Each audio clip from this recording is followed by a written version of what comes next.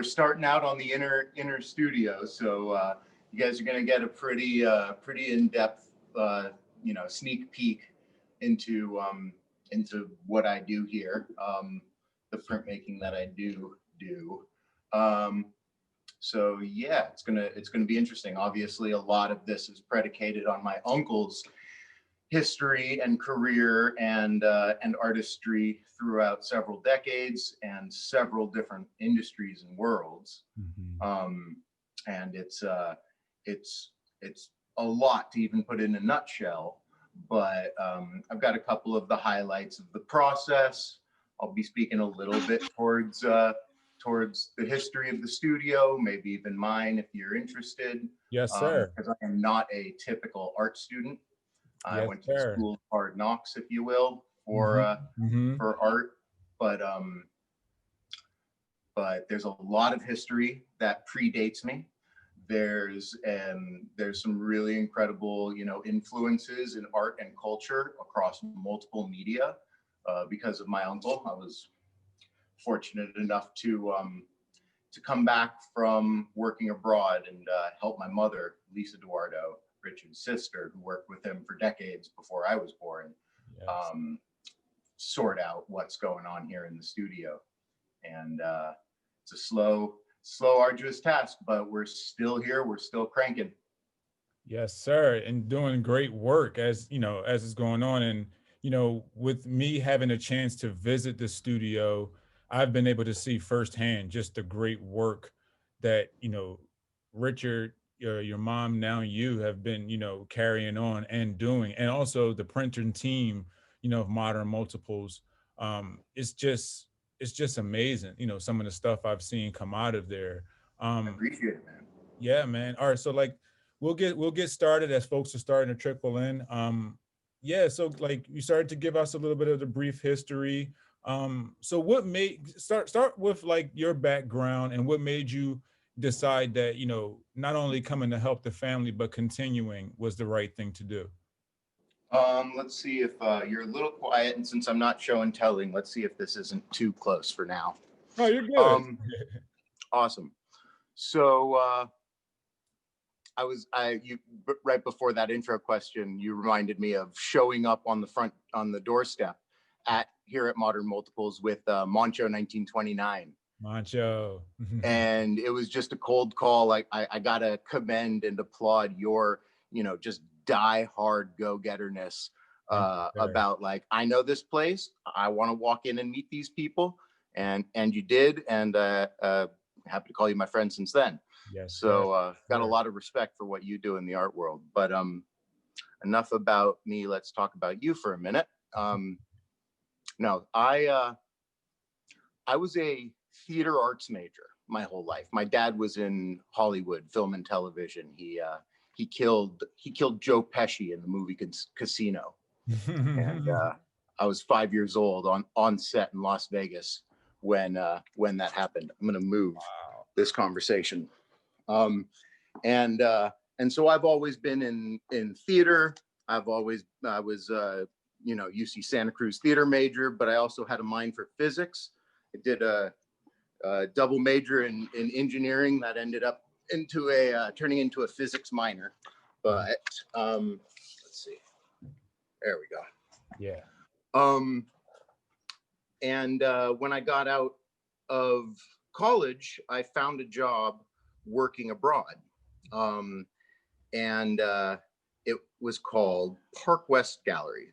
And it's funny, now that I know a little bit more about the online, so to say, real art world, the art and sales of the company that I learned from were very much surrounding the cruise ship industry and worked very well on land. But I did that for about 3 years, and I was an art auctioneer. And so I alluded in one of the stories, I used to do this every day, every other day. I would do an art of collecting seminar, or what are graphic works, what are prints, or why do people collect? What motivates people to collect art and culture? And so I got to thank you for giving me a platform to ramble on a little bit more about, my experience and what I believe to be this art collecting in the printmaking world scene. So I was doing that for a while, and while I was on cruise ships, I was porting out of Miami, and I got the phone call that my uncle had passed away. And so I was able to come back for the funeral and the cremation, or the all of that. But I had to go back out onto contract, so I kind of missed the first year here in the studio immediately following Richard's passing.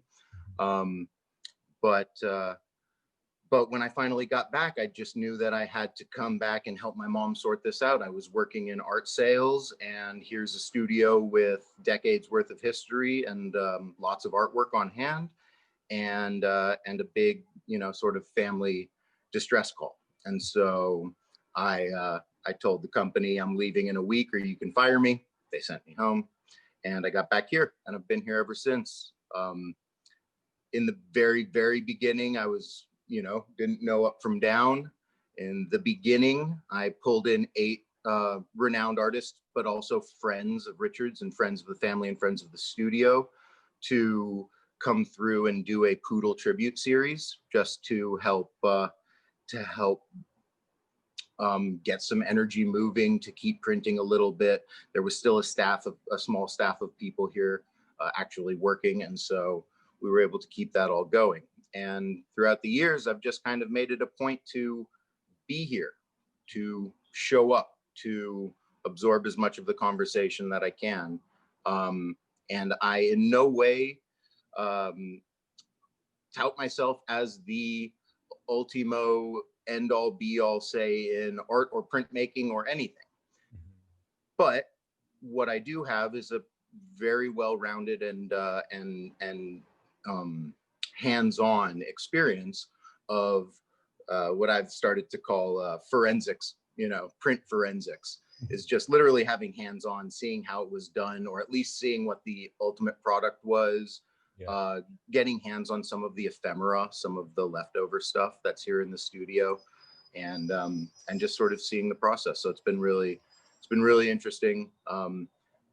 5-6 years later now, Richard passed November 11th, 2014. So it's just over 6 years now, and we're still going. And there's a lot of great stuff that I've been sort of championing with the artists that I do work with. I'll be able to show you some of these mixed media hybrids. One of the worst questions that I've ever had as somebody working in prints and selling artwork that are impressions is that an original or just a print? Yep. And that's one of the things that one of the questions that I had answered by you coming through there. And that's one of the questions that I think a lot of artists really, really have, not just collectors, and just the difference of understanding when a print is considered an original, an original art piece. So before we get into that, let's talk about a few of the projects that over the 6 years have been exciting, but also knowledgeable. I will be able to show you some of them, and I was going to build up, but I guess I'll do a little sneak peek drip to this one. One of the, I'll just go ahead and start at the top in terms of blue chip and feather in the cap. 2019, John Talixon, was, it's been a weird year, our main assistant printer since Richard's passing, and Ivan Alpuche is our master printer. Yeah. Who's been around since Richard, working with Richard. But John Talixon, through Burt Green Fine Arts, was able to get us in touch with Ed Ruscha's studio.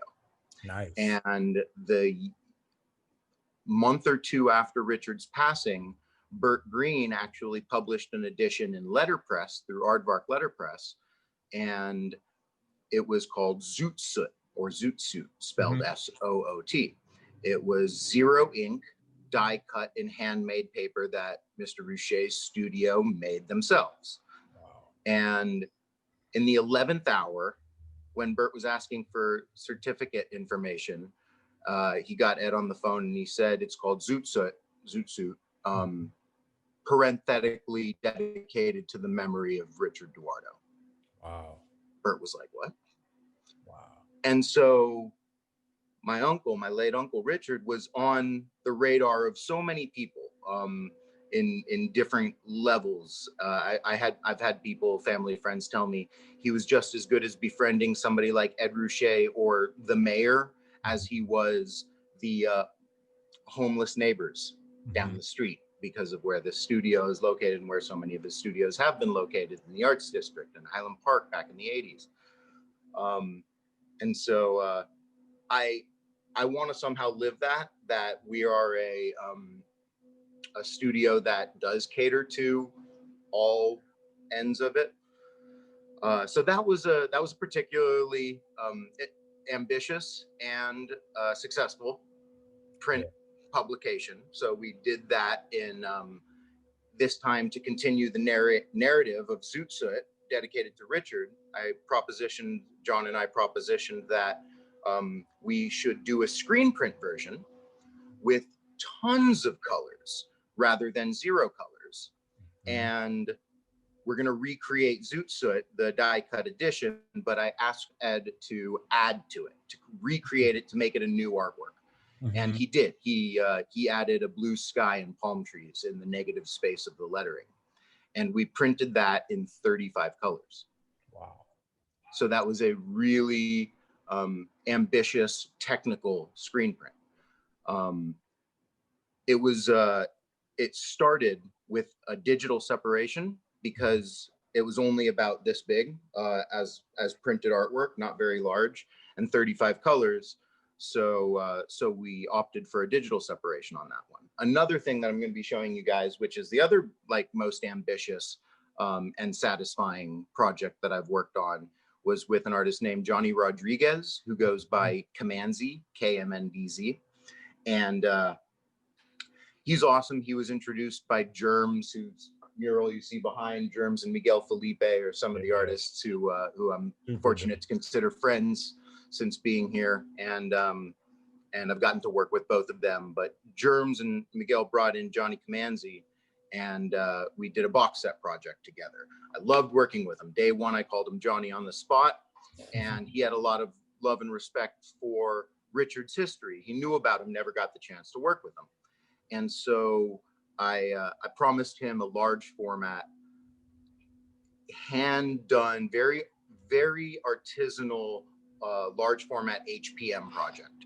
And when I say HPM, I mean hand painted multiples. That's a term that Richard didn't necessarily come up with, but I believe he foundationalized as a valuable artwork in the limited edition art buying market, where the ones that might not be perfect could then be embellished by the artist and create something that's more unique than just the original serigraph. And so that one I'll be able to show you guys was a 17 color hand painted edition. So instead of digital separations, we were working on 40 by 40 inches. So about that big. And each painting had to be, each color value had to be hand painted by my team, John and Ivan. And we thought of it very much as a collaboration with Johnny. It was a passion project. It took about 1.5 years to finally come to fruition, but it was really great. And I'll hold out on the very last little caveat that sort of cured the edition. It came in the 11th hour. It was Johnny's idea, and I'll show you when I get eyes on it for you guys. Okay, cool. I'm super excited. One of the things that, and you touched on it there, that hand painted multiples. A lot of artists, they hear the terms, lithograph, seriograph, digital print. Can you kind of give them a little mini tour before we give them a tour of the actual physical? Yes, definitely. Those things are. Absolutely. I'll rattle off as many printmaking techniques as I know right now. And the one thing that I will preface this all with is, in my experience, again, I never went to art school. And so this is not book learned. But in my personal experience, and I've got to tromp Miami a couple of years for Art Basel and go to the actual ink, the printmaking fair where I got to, you know, interface with Tandem Press and Mixographia and Gemini Gel and some of the best ateliers around the world. One thing that I have noticed is that not everybody uses the same vocabulary the same way. Monoprint is one of those things.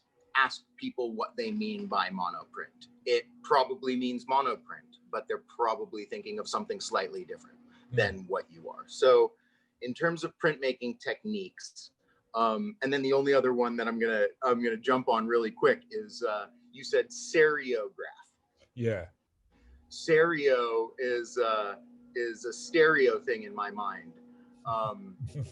The word serigraph, S-E-R-I, comes from sericum, the Latin word for silk, and graph is a drawing, and so serigraph rather than seriograph. Yeah, serigraph. A serigraph is a silk drawing. Now, here's the funny thing: is people ask me, well, is it serigraph or is it screen print? Originally, it was serigraph because that's how screen printing started, with silk stretched screens. But then screen print is actually much more accurate now because the screens that we use, they're not silk. Yeah. They're synthetics. And so serigraph really is, I think, the more scholarly term for it. I bet you anything in Ed Ruscha's catalog Raisonné, where we got the Zoot Suit, they're redoing it this year. And so the one we published will be in the new catalog Raisonné. I would wager he's using the word serigraph, not screen print. So there's that. Let's see, printmaking. There's the entire world of intaglio printing, which I have high respect for. That's in lithographs.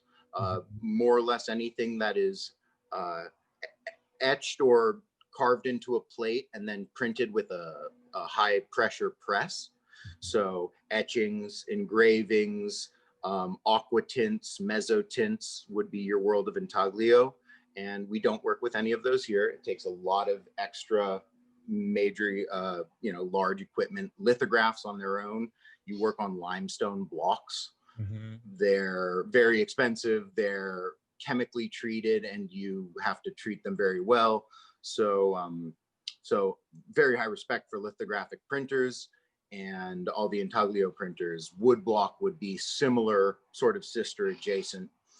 And then let's see, we've got the world of digital printing. Giclée. Giclée is a funny word, a French word for squirted or spurted. And I have a lot of love for giclées as well. There is a place for these, what I call them, archival digital prints. The reason I call them archival digital prints over giclées, although giclée is the more, would be, I guess, serigraph to screen print, as giclée is to archival digital print. But I met a French printmaker, French-Canadian printmaker at one of these art shows who says to me, giclée, you know what giclée means? I giclée this morning. They use it for a slightly different self-satisfactory, the Brits call it DIY. And so the French look at the word giclée and they say, this is bullshit American word that you're just selling with. So why do you use it? Call it an archival digital print. That's what it is. And so I do. I don't discount that people appreciate the vocabulary giclée. Yeah. And this was like, what, late 70s, mid 80s, I suppose, is the history of the digital printer with Epsons and Canons coming out that are using actual 100-year graded archival pigments over just normal printing inks, printing on archival neutral pH papers, and creating what we call these days, so many people refer to as a fine art print. And that checks out because it's true, because there are giclées, there are digital prints in museums, and they are archival and they are museum worthy. And they are a good way to represent an artwork. However, there's a trend in the print world these days where a fine art print is $100 and it's 24 by 36 inches off of a gallery's website, and odds are they may not even have printed it yet. And so it's really just a different product. I appreciate it, and I would call it an original. I would call it an original archival digital print if the artist is involved in printing it, has eyes on it, and signs and numbers it at the end. Then I would consider that limited edition of 100 original Giclées originals. Yeah. I may use the vocabulary word original a little bit more than most painter artists who think of an original as a one of a kind. The counter anecdote I'll always say for that is, did you know you could get an original Picasso for $5,000 from Gallery Michael on Rodeo Drive? Yes, for only $5,000. It's a lithograph or an etching from the 365 series or the 367, something like that. And it's an impression. It's a multiple. It is an original. Yep.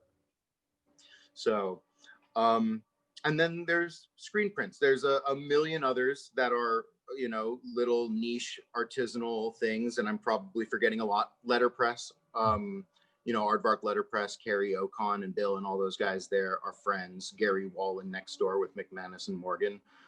Those guys have a very high appreciation for paper, for art, and letterpress is a really awesome printmaking technique.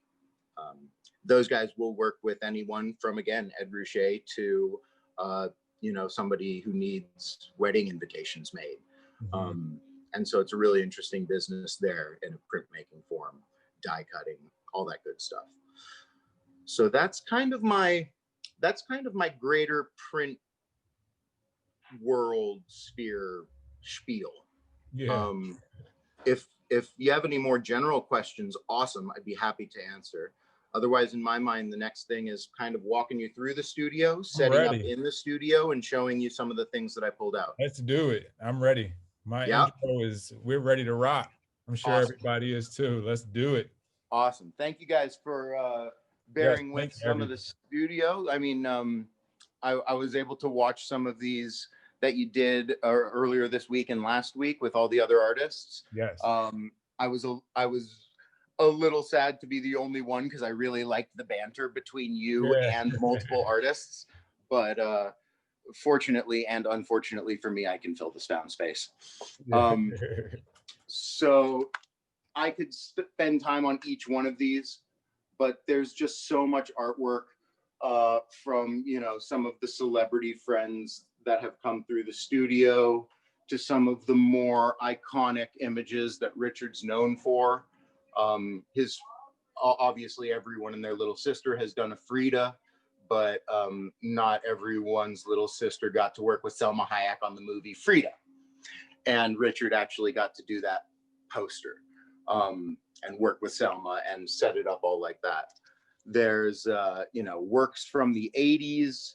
This is like some punk rock band from England, and again, I get to work with print forensics, which are a lot of fun.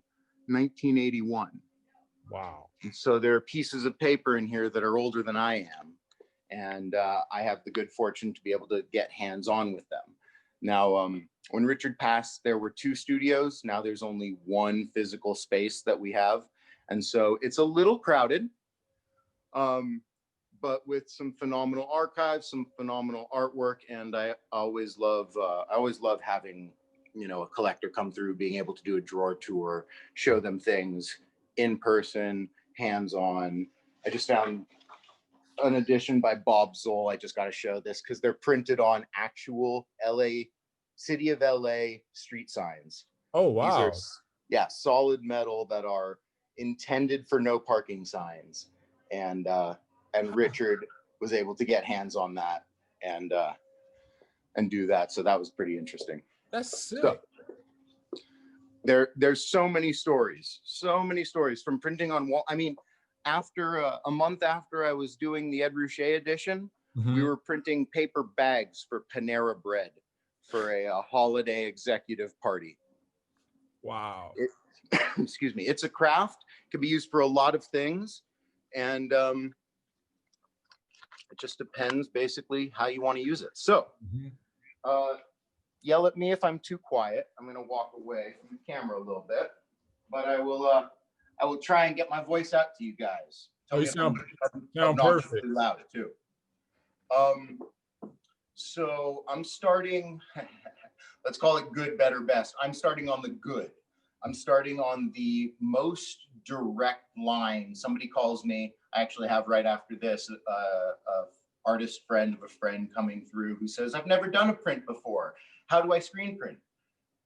Really what she wants is a digital print, because so often artists will have this full color artwork and they want to represent a painting they just made or gift, for example, something. And a digital print is direct. It works off of a photograph or a composite, you know, Photoshop, Illustrator file, and it prints out of an Epson or a Canon. Like I said, it's archival on good paper, so it really has its place. And what I brought out to exemplify the digital prints are video game art. One of the old clients from Richard's days at LACMA, Los Angeles County Museum of Art, he was a chairman at one point in time on a couple of different boards, and he worked to get their subscribership or their membership grown back in the early 90s, I believe, and brought on a lot of young people, a lot of females, a lot of Latinos into a primarily LACMA demographic. And it was really interesting. So one of the clients that came from that was Into the Pixel, and they have a lot of love for the video game industry and the graphic designers. So some of you know God of War. Yeah. These are samples of sorts or junkers that I've just kept for example purposes. And that is digital art. It was created digitally, it was printed digitally, and it looks phenomenal. That's how it meant to be. This one here is Assassin's Creed. Damn. That's a massive piece of paper. Yeah. You don't just get these. And so is this fine art for what it is? A video game screenshot come from a cinematic scene, created digitally, printed digitally for, and I believe the graphic designers sign these to then go out to the winners of the best graphics in the video game world. Phenomenal use of a digital print. And those are simply digital. We get a file, you get to play with DPI and sharpness and all that kind of fun stuff, but they are really just digital prints. This is what I would call just a print. Okay. The next step up. What type of paper do you usually use for that? Ooh, paper's fun. There's a million different kinds of paper. And our go-to is Coventry Rag. It's a vellum, it's a heavyweight, 100% cotton, rather smooth, but with a little bit of a texture and tooth. And it's a, 100% cotton, archival. It's a really, really nice paper stock. It's what Richard got a lot of different artists working on as a go-to default paper stock. Nice. There are things from France, Arches 88 or Somerset. There are mid-grade papers, which are really nice, but maybe a little more lightweight, like the Stonehenge series. But what is true across the board is they're archival, neutral pH, typically somewhat artisanally made. And one of those things that would speak to that artisanally made would be the decals along the edge of the paper. That sort of speaks to the paper making process rather than pulling out a ream of 500 sheets of printer paper and having it perfectly machine cut all the way down each end. So there are editions in here which are printed on handcrafted Nepalese paper. Wow. The big thing with screen printing and choosing what substrate, what material you want to print on is how flat is it? How flat is it and how absorbent is it? Is it going to soak up some color? Is it going to be too textured to actually lay down all of the ink when the screen hits it? And so there's some pretty standard go-tos that we have here in the studio. And next one I'll pull up is going to be Coventry Rag, I think. Nice. So let's see. From digital printing to screen printing, there is a middle ground. And I've even had these conversations with art appraisers these days in my School of Hard Knocks, where what is the value of a digital print? And art appraisers have a number of different values: wholesale value, retail value, fair market price, replacement value, and marketable cash value. Unfortunately, the replacement value of a digital print is rather low. And so in the fine art world, there's still a newish conversation of just how valuable digital printing can be in the long term. I was always taught not to sell on investment, but there is an interesting conversation there about, does it hold value? Digital prints, it's anybody's argument to make. And so one way that I've been encouraging artists to up their digital printing game is to do what I know as a touch plate, serigraphic touch plate. It's basically creating a layer that goes onto a digital print. And so I've got a couple examples. What's a great way of printing digital? A digitally made file, like video games. Another one that is, just a direct, easy jump: photography. Print photography digitally. That's how it works. But I've got some clients who have some very cool clients, and they wanted to put a sparkle on it. They wanted to put some pizzazz. And so you'll have to tell me if it's terrible glare on the plastic on this, because I don't want to take it out. But this is hit with what we call diamond dust. Diamond dust can be any number of glitters or glass shards. I promise you it's not the dust of diamonds, because that doesn't sparkle. Most people don't know that. The dust of diamonds looks like rock dust. Yep. It doesn't sparkle. So diamond dust is a extended definition to include anything sparkly. I would say the closest to actual diamonds I've ever seen in works, besides maybe the Damien Hirst diamond artwork, would be like Swarovski crystals. And those don't work the same way that the glass shard or the glitters do. So this is a client who photographs Rock and Roll Hall of Fame guitars. And this one is Steve Vai's guitar. And the printer's proof of it actually came back to me with a signature from Steve Vai. But you get to look into this, and I don't know if you could see it from there. I'll try and get closer. But yeah, there's a screen printed separation of glitter around the photograph of the guitar. And so that whole black background is printed. I'm trying to bend it to get the light. Printed with a glitter. And we've done a dozen different guitars for this client. I pulled out one more. I pulled out John Lennon's guitar, an acoustic that he played with for a few years, I believe in the 80s. And that one was a really great one to do. So let's see. I've got two more. Here is a tribute to Nipsey that was done early last year, early 2019. And the artist, Robert Acosta, really wanted to create this large-scale dollar bill for Nipsey, and had the digital file for it, but wanted that shine, that sort of like anti-counterfeiting of money. Yeah. And so I'll show you what we did here. It might be hard to see, but in the same way of the guitars, we printed out the digital and then created a separation where, let's see, it's upside down. No, it's not. Where, can you see Crenshaw show up at all? Oh, this is so hard. Yeah, it's tough. It's so hard. And in the plastic, anyways, it reads Crenshaw across the entire dollar bill. Wow. There is the gold in the camels, so you can see that Oh pretty yeah, you can well. see that really well. Wow. That is screen printed gold on top of the camels to represent that little strip of the dollar. And the last bit, I believe, was down here. I hope you could see this in the 100. Oh yeah, There's yeah. a color changing ink, an interference ink from Golden Brand that we put in that 100. So once again, just a print. It came out of a digital printer. It was created on Photoshop. It's phenomenal artwork and a tribute. I really loved working with it. Yeah.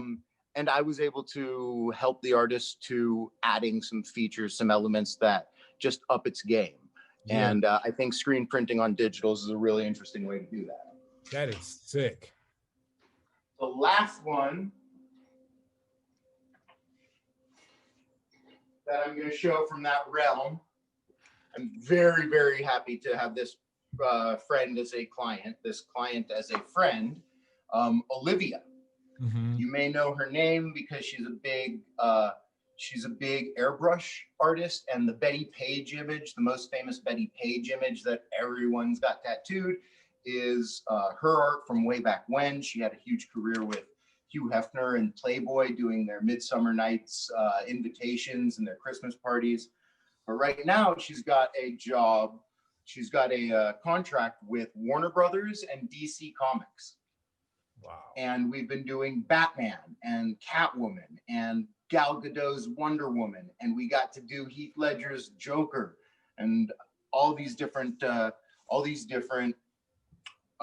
comic book world figures, and they're all official. They're all licensed through Sideshow Collectibles. Yeah. And she's a really awesome artist. So I've been fortunate enough to visit her and see the work that she does, and she does these oil paintings by hand that are in no way meant for screen printing.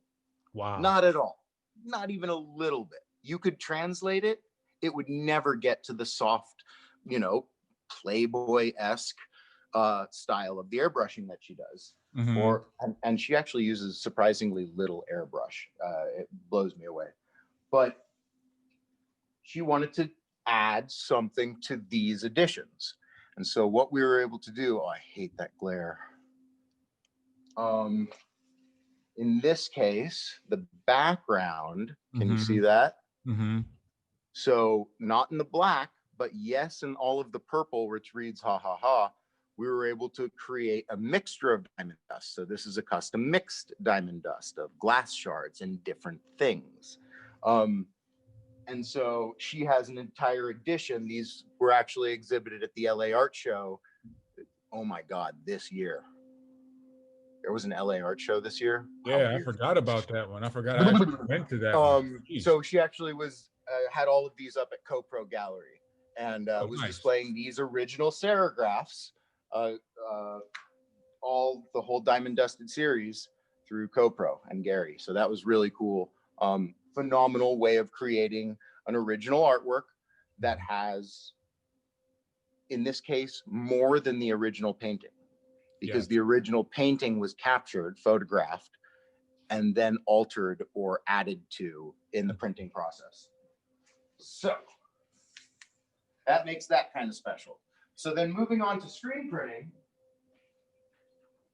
Screen printing has a huge history in printing posters. I was going to say right before that, you made an excellent point, because after, that image is photographed and captured in that essence, you're then transferring it to a brand new state. So, and then retaining or creating a new originality in that artwork. You've taken the old artwork and created a base, for a new creation. That's the important part of it all. And I think that's amazing on how you showed all of that. I think that's really important. Appreciate it. And again, it speaks to my contrary nature towards the question of, is it an original or just a print? People who would say it's just a print would say you just printed a copy of the painting.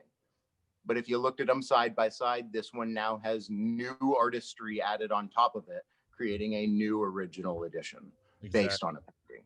So yes, very well articulated. But I want to move into the realm of pure screen printing. Yes. And there are some phenomenal artworks that are created with 1, 2, 3 colors screen printing.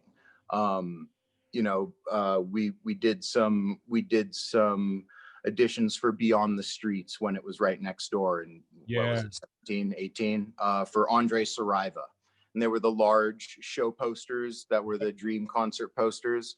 they were One sick. color, one color, and they're amazing. They were all, Um, yeah, so a lot of the time you can get a lot out of 1 or 2 colors. Design based, like the concert poster, is a good way of going about it. But there's another thing that Andy Warhol did a lot of, that Richard Duardo, who considered himself a 3rd generation pop artist, regurgitating and you know, consuming and regurgitating the public sphere pop culture. yeah. And you know what I'm alluding to? The halftone. Oh, I was going to say dual tones because I Yep, work with them on Photoshop a lot. for sure, for sure. I'm actually trying to I'm trying to develop a tri-channel, a Mm. tritone photographic printing technique right now, with stochastic printing, black and white photograph, but not black and white, tri-channel in hues. So that's going to be a really interesting project That would be to try and sick. get photography out of maybe 3 or 5 colors. Um, and there are photographic works here at the studio that are printed in 14, 15 colors in great scaled halftones. They're phenomenal. The resolution's very cool, and they hold a screen printing nature. But if we can, if somebody wants to create that photograph in a single color, Mhm. that's called the halftone. There's a million different halftones: dots, lines, crosses, stars, what have you.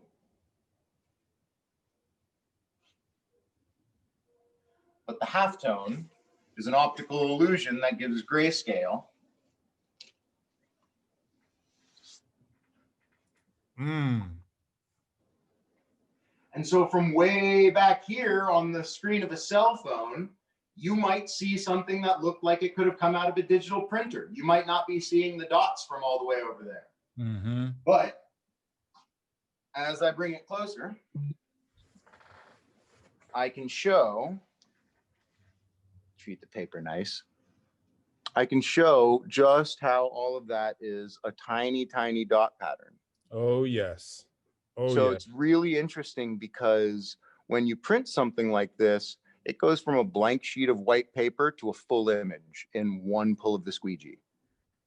Wow. Now, what makes it fine art beyond just a poster?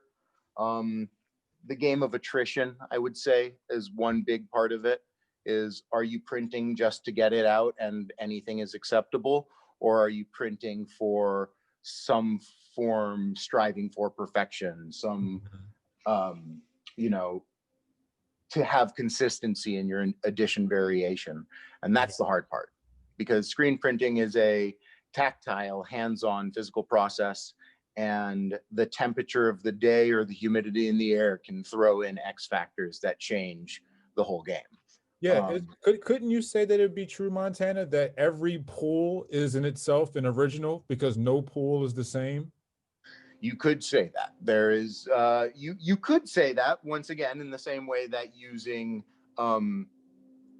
using vocabulary in extended ways for your purposes is totally fine by my book. It's just a matter of explaining it. Mm-hmm.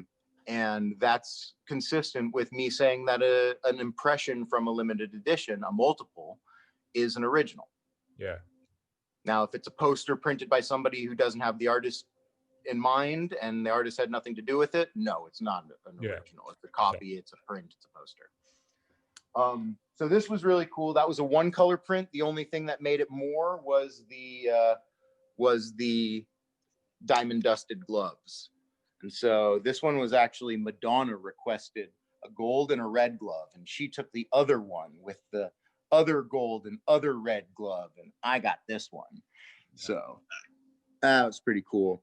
But what ended up happening is we just print a transparent ink, Mm-hmm. which acts as an adhesive. And when you dust it, all of the glitter or glass or diamond dust sticks to just where you want it to. The big trick there is creating separations that line up, having clean registration, having consistent layer, application of all of these physical substances. So there you go, phenomenal artwork. 2 screen printed colors. Wow. Black and transparent used as adhesive. But then I've got a client who works with the national parks a lot, National Geographic, REI. He's got a clothing line, a guy named Jeremy Collins, and he just did a 2-color edition.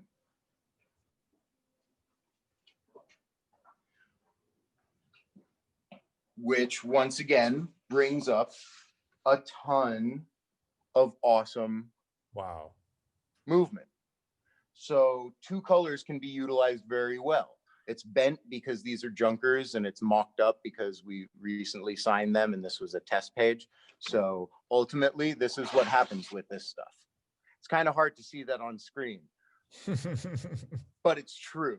And that is one of the things of the reputation of a print studio, is not to let junkers get out into the world. I've got a big stack because we recently finished, but these are slated for destruction. So I just wanted to be able to use them. Here's the color proof. We go through different choices of golds. You're able to actually get hands-on physical feedback about what you're about to print before you print it. And then that little, let's see if I can get it there, that little boat has that gold in it. So real great use of only 2 colors. A lot of the time artists opt for digital printing because they're trying to make money. Art and commerce. Art is a business. If an artist has a good enough following and they want to create an edition, good on them, congratulations. A lot of the time, what motivates clients of mine is the price. Digital printing is much more linear. It's what goes in comes out. You do 1, you do 2, it's twice as much. Whereas screen printing, you start to see economies of scale in larger editions. Because all we had to do was 2 separations, 2 colors, but the artist ordered an edition of 200 units. Had he ordered 50 units, it would have been very close to the same price, because all the work that goes into creating the first one still has to be done for the first one. It's also why if an artist asks me for a proof of a screen print, that's about 130, 150% of the cost of the normal job, because it's about 130, 150% of the labor that goes into it. You have to do all of the work to mix all of the colors and lay all of them down on a sheet of paper perfectly. And then once it gets approved, you have to go and execute it the exact same way for the full thing. So that's a lot more work than just creating an edition from start to finish as an organic creation. And at the end, it's not that you get what you get, but there is an element of that. And it's funny because people will come in and they say, no, I love screen prints and the rough edges and the like splotchy colors, until they see their work with splotchy colors in unintended places. And they're like, what happened here? It's like, that's what you said you liked. And it's hard to translate sometimes. So those are my 2 color prints. I've got 2 more levels of prints to show. And then I'm basically done with my little tour. But this is the big stuff. This is the really cool stuff. I'm going to start with an artist, Mir One, who worked a lot with my uncle in the early 2000s. And I've heard from a lot of the art community, when this guy got into the studio, his hand separations were clean, organic, intuitive, and he just killed it. Right off the bat. A lot of the time there's a learning curve to trying to dissect your artwork into multiple color layers in a graphic, algorithm of sorts. But I want to show you one by Mir One, which I'm gonna grab it right now.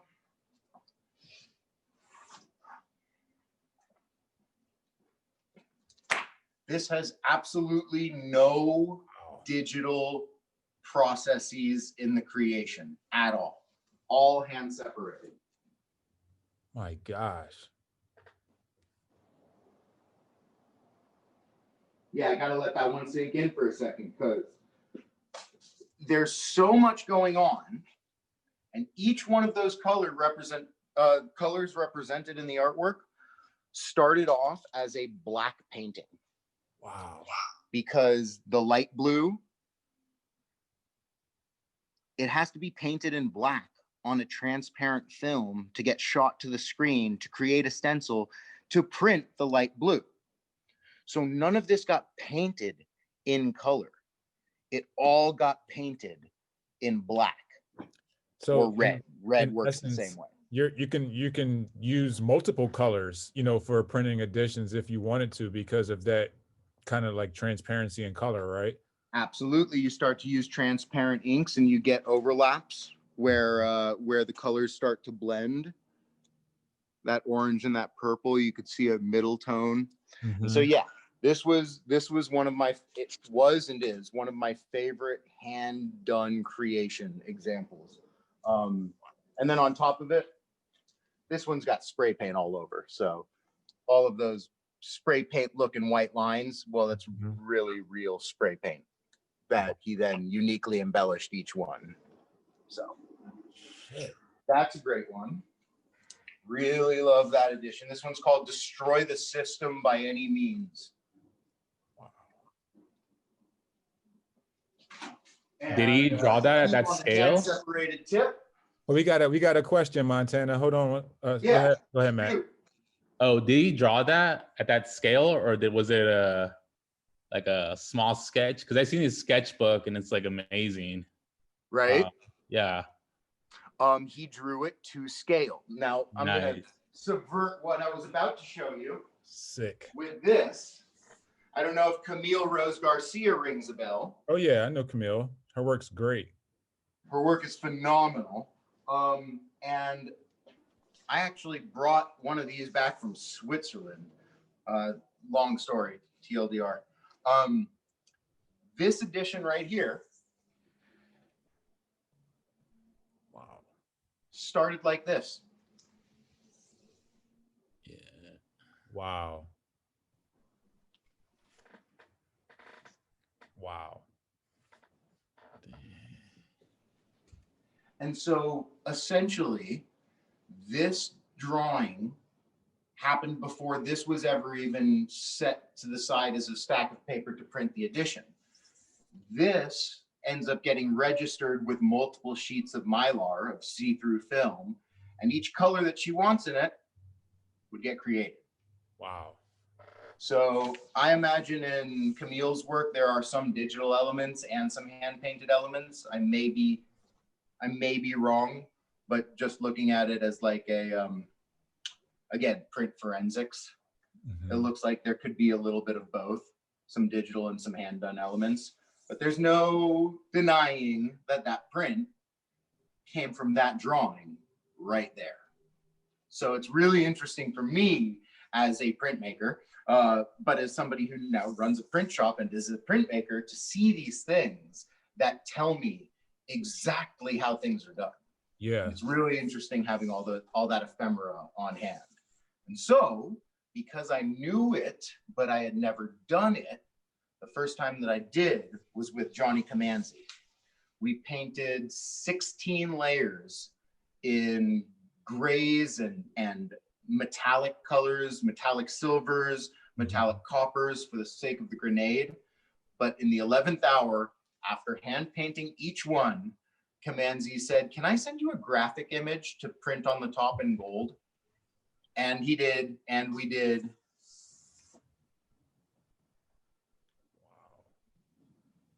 And so I'm going to try and bring this closer. I'm going to try and bring this closer to show some of that gold, because it makes it, man. There's so much printing. Let's see. There's so much hand-created layering, and then to have the addition of a hand painted element, all the red, and then to print on top of all that hand painting in that gold, it was really, really satisfying. And created an amazing edition. He did so much hand painting. He hand painted the eye and the beak of every single bird to give it character. He hand painted most of the bird. He hand painted a good amount in the background and in the reeds. That's and insane.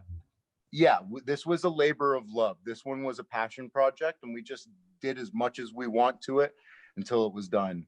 And so, yeah, that was me getting to execute the process of first layer is light gray, second layer is slightly darker light gray, third layer is medium gray, fourth layer is dark gray, and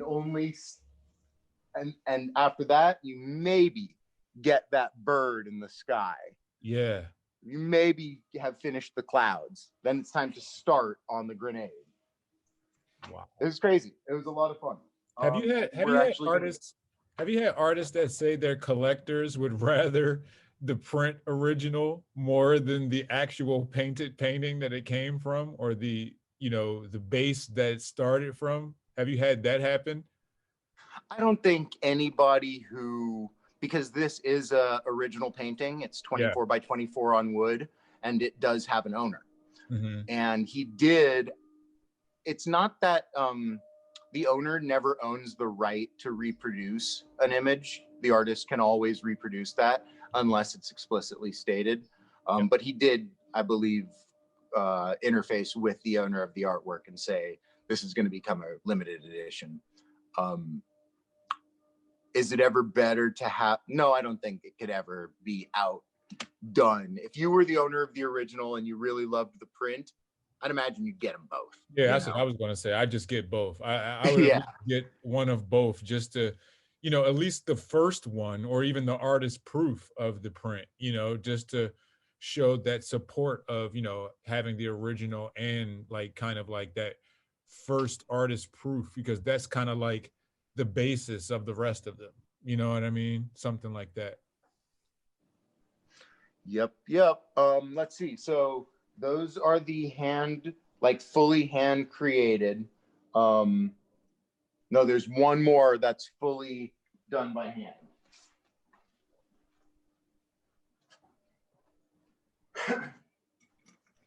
One more that I want to show you, at least. Sweet. Let's clear out a little my space. Bear with me. Holy shit.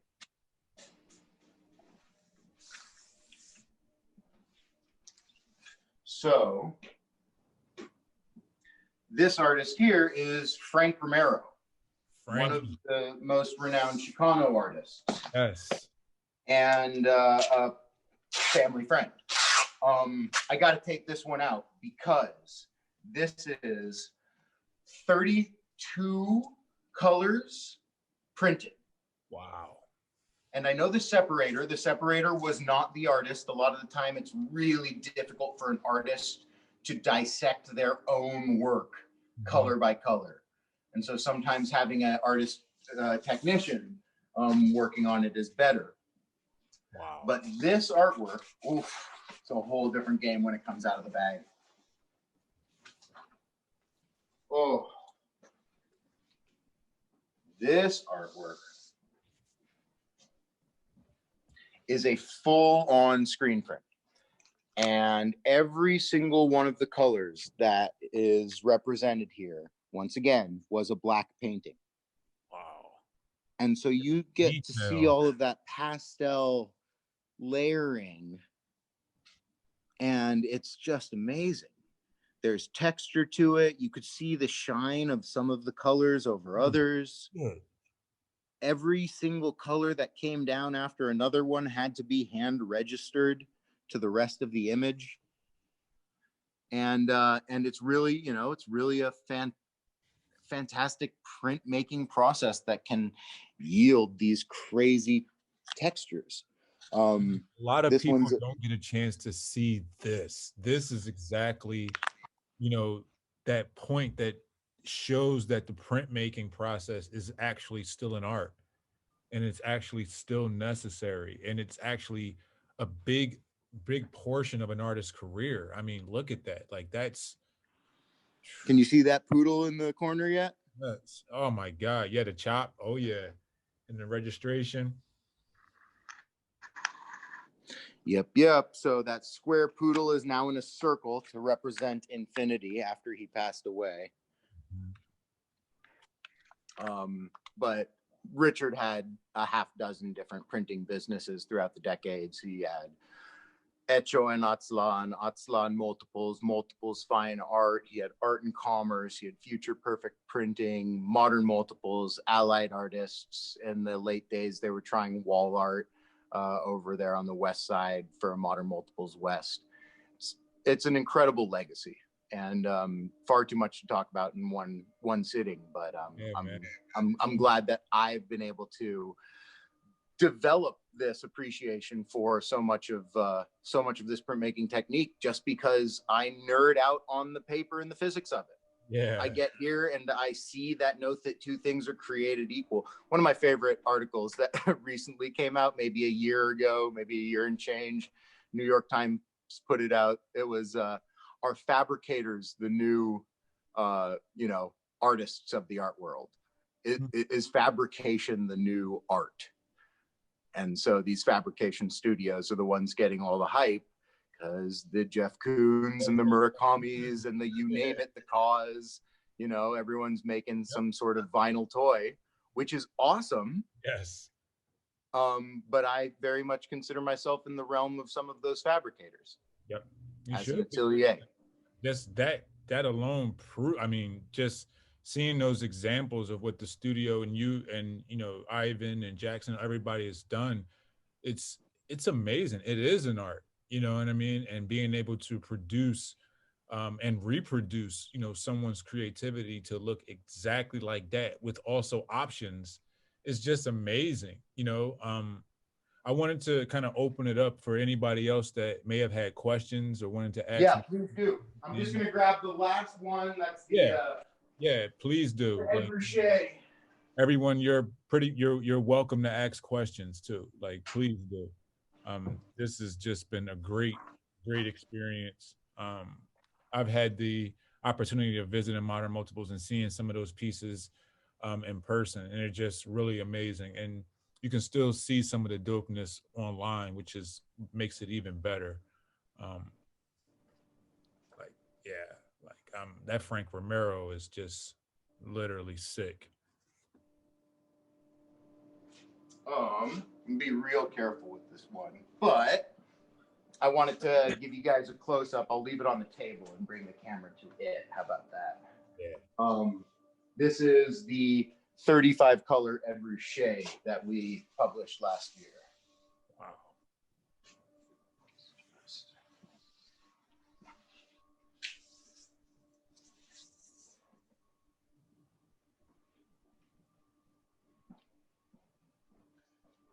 This one has a clean paper border, so I am not going to touch it without white gloves.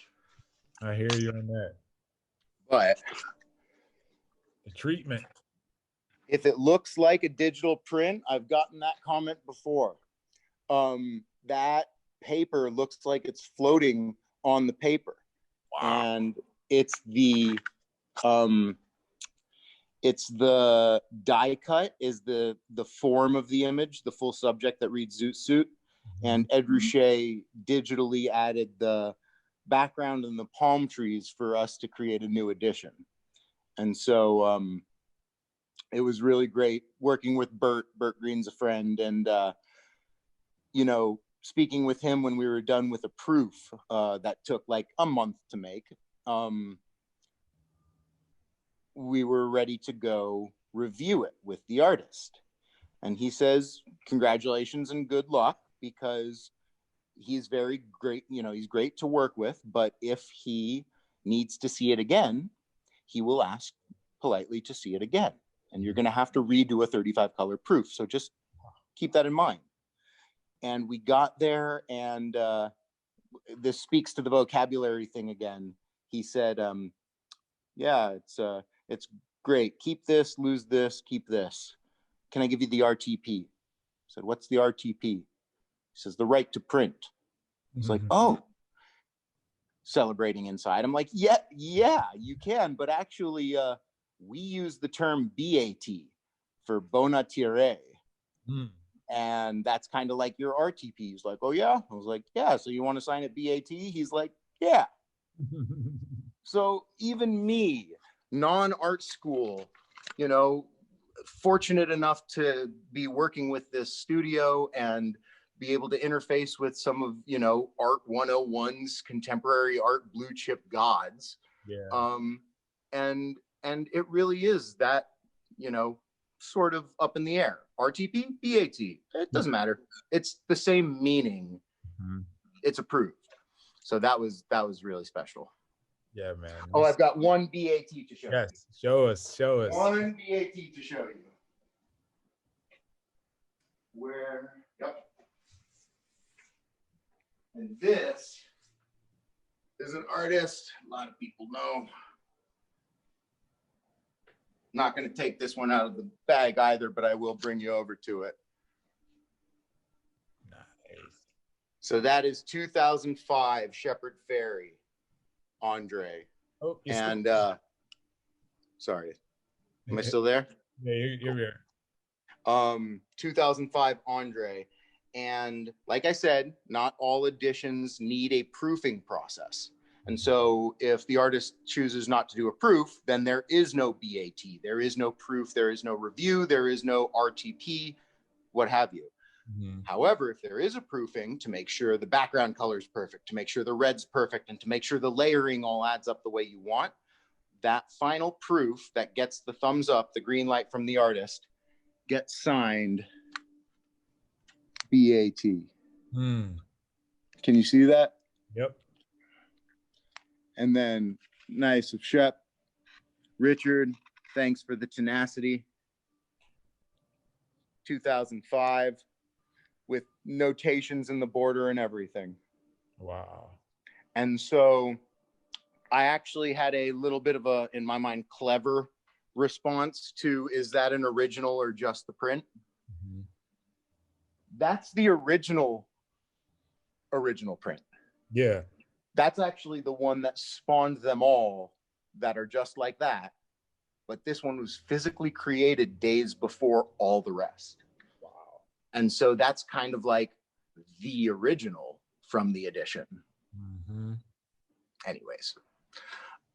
Yeah. So open forum. Any questions come in? Anything I could? I mean, a couple people that had to jump off they've been saying stuff in the chat. You know, but anybody that's still here, they have any questions or anything like that? Thank you. Anyone. All it's right. Lit. So, yeah, I think people are still like, man, this is just fire. Well, I'll say to you and all of everybody listening, the same thing I say to most prospective clients as they come in the studio for the very first time. You're going to leave with more questions than answers. Yeah. You are going to leave with more questions than answers, because all of a sudden it's not a threshold of, is it an original or is it just a print? I very much function in the middle ground between both of those without touching either of the, you know, other of the far ends, the extremities. But yeah, it was, I mean, it was dope. I even learned a little bit more about, you know, prints and multiples for, you know, me to be out, you know, dealing, advising and appraising like I do in my business. So it's always good to hear this and, you know, just to see it in action. And I hope it, you know, gave the artists that were on the call, you know, just background into being able to understand printing for their careers and understanding what level and how to bring that quality and where and what that quality means to your work. I mean, just seeing, you know, the examples, you know, make you want to go out and print something and make sure that it's looking like that just to have it on your own. You know what I mean? So, you know, like I'm already thinking about for the New Year's, and we've talked about it with one example with my photography for the protests. You know, yep. I'm thinking about, you know, and gathering my money so I can do, you know, my print series with that, because I've seen those things and, you know, with the colors and different embellishments and things like that, it just makes it that much cooler to work. So I'm excited to do all that. And I know, you know, we've talked about the huge projects that you guys have coming up, and I'm excited for, you know, just what you're doing and just how everyone's just pushing. And yeah, I mean, I truly thank you for, you know, just the time in doing this and all the knowledge that you give me, you know, and everyone else, because it's super valuable. I don't know if folks understand how valuable it is yet, you know, but once they get into the process of printmaking and selling prints, buying prints, and all of that good stuff, they'll realize that this is one of the most valuable Zoom calls they might have had of 2020. I appreciate it. I mean, I appreciate you indulging me on it. Sometimes I just go on and on about things that I feel like I know because of being here. But I really did come to this a little bit flying by the seat of my pants, but basically wanting to show you guys, without totally rushing through it, some up close differences in, you know, why all prints are not created equal. And there's a time and a place for all of them. And I do have a little bit of a thorn in my side about the whole terminology of a fine art print being a digital print. It would be great if we could call it a giclée, or better yet, an archival digital print. Because the world of fine art printmaking is serigraphy, lithography, intaglio, wood press, woodblock, you know, everything there. And Epson is the new kid on the scene. Yeah. And it really needs to build its chops. I think it's great for what it needs to be used for some quick and accessible impressions. But that's what printmaking was in the beginning, was democratic access to fine art. You know, was, if you can't afford a $10,000 painting, maybe you can a $500 print or a $100 print. And that's what I really like about it. But I also have a lot of respect for the high end of it. So I'll always try and play in the different worlds. My line's good art with good people.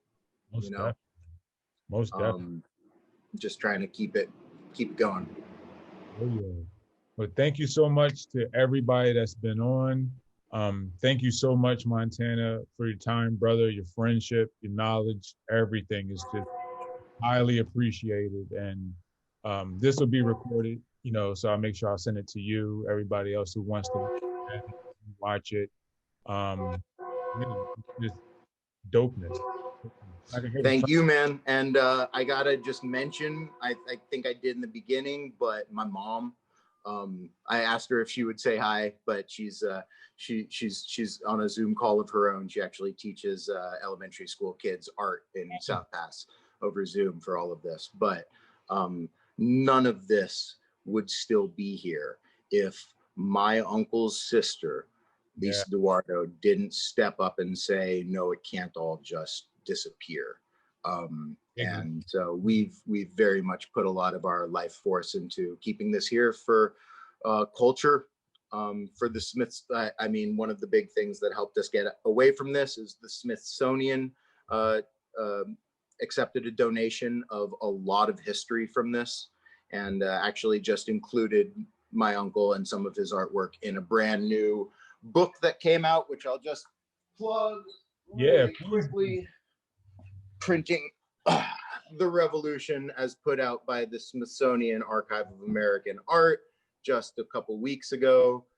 Cornerstone Theater just did a thing on Highland Park, which showcased my family, the Eduardos, growing up in Highland Park. I want to be here to share this culture, this art, this capability and capacity, this inventory, and whatever knowledge I got to, you know, spew at you guys. I appreciate you for listening. Bro, thank you so much. Thank everybody again, and hope everyone has a great day. Thank you, Badir. Thank you have brother. a great one. Thanks.